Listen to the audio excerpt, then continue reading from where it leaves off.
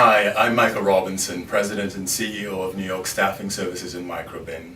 On Monday, I posted a blog called Tweeting Your Job Away. Since then, I've gotten a lot of calls and emails about people talking issues regarding the legality of losing a job when the employer fires you based on disparaging remarks you might have made on Facebook or Twitter or something like that. We all know that freedom of speech is one of the laws that protects us in Amendment 1 in our Constitution in the United States of America, something that is not available in many other countries. In fact, you can be put to jail or even prosecuted for speaking your mind. However, we have the opportunity of talking about issues from A to Z without the fear of any repercussions. So, social media. And what does it mean for us? It is a way in which we communicate these days. We talk about everything from soup to nuts with our friends on social media.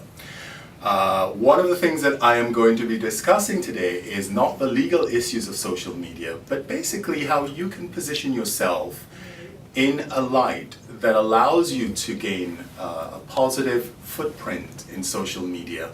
Whether it is an employer looking at you and trying to get a reference from you, or whether it's someone else who is interested in you and want to see exactly what you've been up to.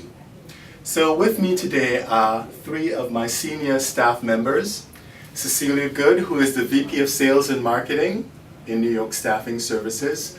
Michael Cleary, who is the Assistant Vice President of Operations. And Sarah Tyler, who is really our media expert, or I should say our social media expert. So I'm going to begin with Michael, because Michael deals with employment, and we are going to talk about the pros and cons of social media. So Michael, from your perspective, what are the pros of social media from the hiring manager's perspective?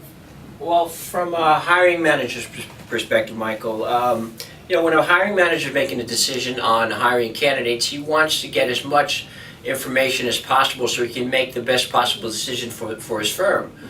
So he's going to use any tool as available to make that determination.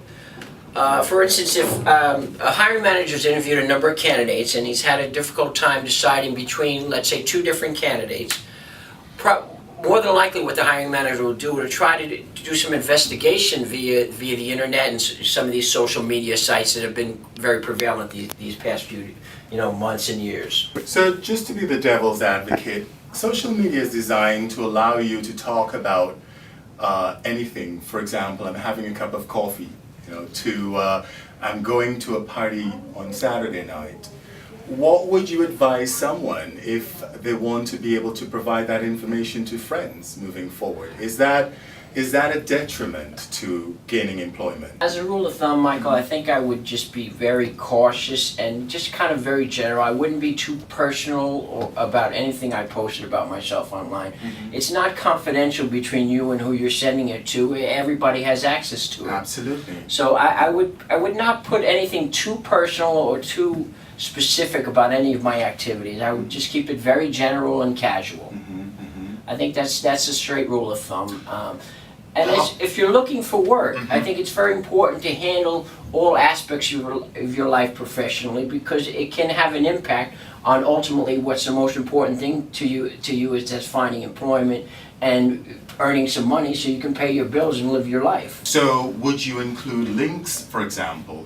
Some people have links to their Facebook account that might be controversial. The question is, what one person thinks might be innocent, another person might lead to some subjective determination. So you want to tread very carefully, especially if you're looking for work. Cecilia, you are the person in charge of new business development around here, and you're the one who basically goes out and seeks clients, potential clients, and bring the business in, so to speak. How has social media benefited you? Social media offers a wide spectrum of opportunities or windows of opportunities for new business developers. It gives you such access to people that you normally would not have access to. So Cecilia, could you give me some tips on what you would recommend to someone who is going into new business development and what he or she should try to avoid moving forward in the social media network?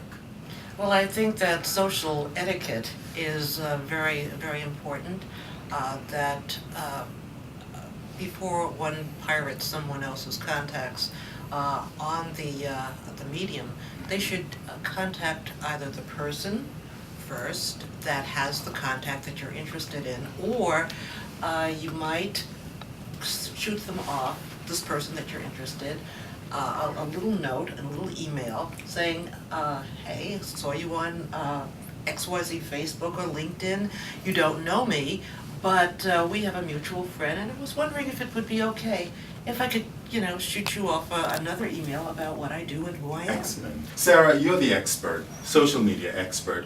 What tips can you give us as individuals navigating social media to protect ourselves from any information that might be considered negative? Well, as you said, Michael, the social and professional networking sites are becoming one. They're merging. But what you can do, what most people do know but don't know the depth of it, are customize your settings.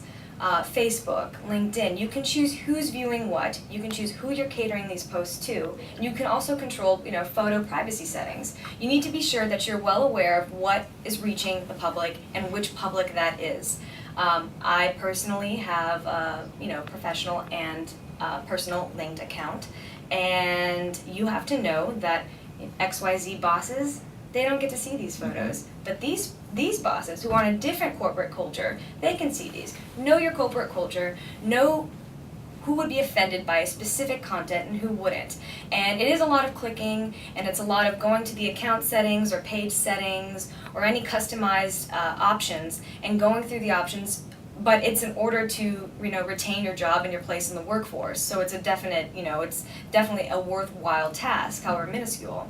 As Cecilia said, for new business developers, social media can be an amazing thing. It can be a tool that streamlines you into revenue you never ever expected.